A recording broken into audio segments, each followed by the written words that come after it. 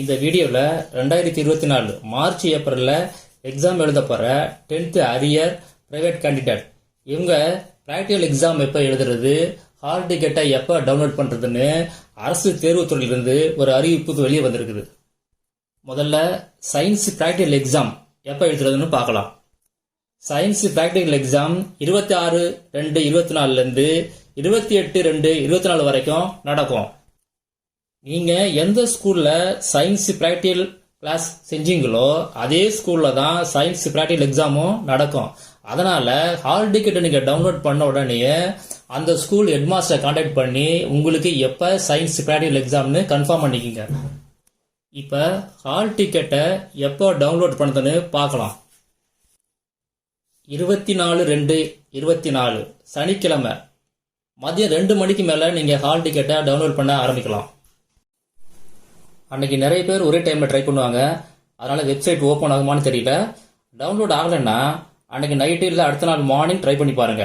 அது மட்டும் இல்லாமல் நெட்வொர்க் நல்லா இருக்கிற இடத்துல ட்ரை பண்ணுங்க. அடுத்ததா ஹால் டிக்கெட்டை டவுன்லோட் பண்ண என்ன வேணும்னு பார்க்கலாம். ஹால் டிக்கெட்டை டவுன்லோட் பண்ண அப்ளிகேஷன் நம்பர் இல்லை பர்மனன்ட் ரிஜிஸ்டர் நம்பர் ஏதாவது ஒரு நம்பர் வேணும்.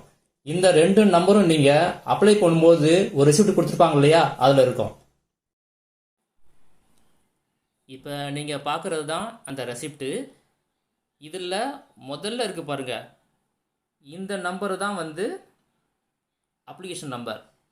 இந்த ப்ராக்கெட் இருக்குது பாருங்கள், இது பர்மனன்ட் ரிஜிஸ்டர் நம்பர். ஓகேங்களா? இந்த 2 நம்பரில் நீங்கள் எந்த நம்பரை வேணாலும் ஹால் டிக்கெட் டவுன்லோட் பண்ண யூஸ் பண்ணிக்கலாம்.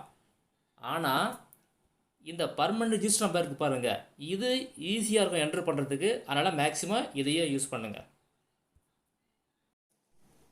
அடுத்ததாக ஹால் டிக்கெட்டை எப்படி டவுன்லோட் பண்ணுறதுன்னு பார்க்கலாம். இப்போ இங்கே டிஜிஇ அப்படின்னு டைப் பண்ணி என்ட்ரு கொடுத்தீங்கன்னா இந்த பேஜ் ஓப்பன் ஆகும்.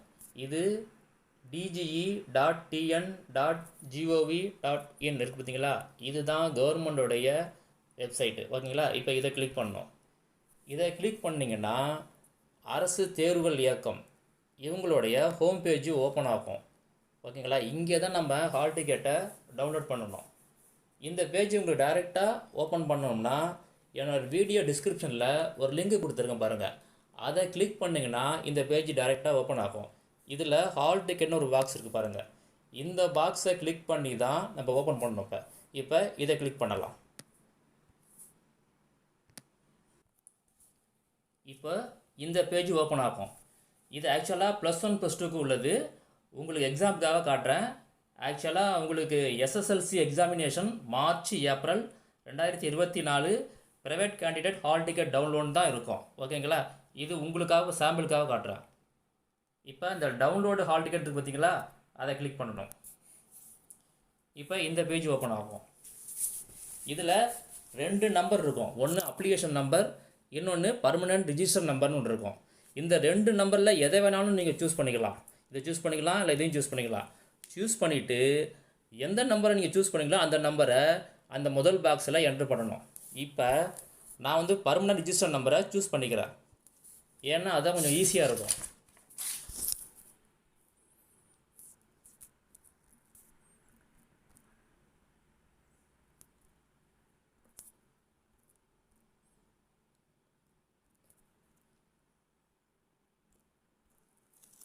இந்த நம்பரை என்ட்ரு பண்ண பிறகு டேட் ஆஃப் பர்த்தை என்ட்ரு பண்ணணும்.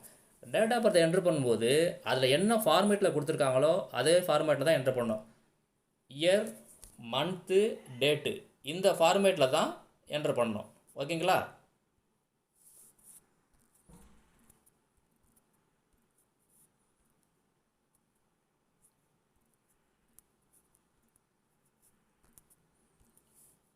ஓகே, இது முடிஞ்சிச்சு. அடுத்தது கேப்சாவை என்ட்ரு பண்ணணும். கேப்சாவில் என்ன கொடுத்துருக்காங்க அப்படின்னா அடிஷன் கொடுத்துருப்பாங்க. 2 நம்பரை ஆட் பண்ணி அதுக்குள்ளே ஆன்சரை என்ட்ரு பண்ண சொல்லியிருப்பாங்க. இப்போ இங்கே என்ன கொடுத்துருக்காங்க, 22 + 1 இருக்குது. அப்போ நம்ம 23ன்னு என்ட்ரு பண்ணணும். என்ட்ரு பண்ண பிறகு சர்ச் கொடுக்கணும்.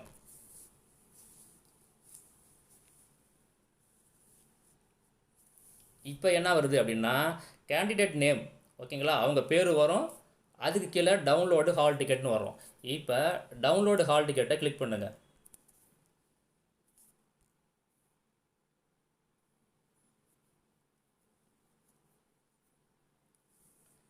ஹால் டிக்கெட் டவுன்லோட் ஆயிடுச்சு. இதுதான்.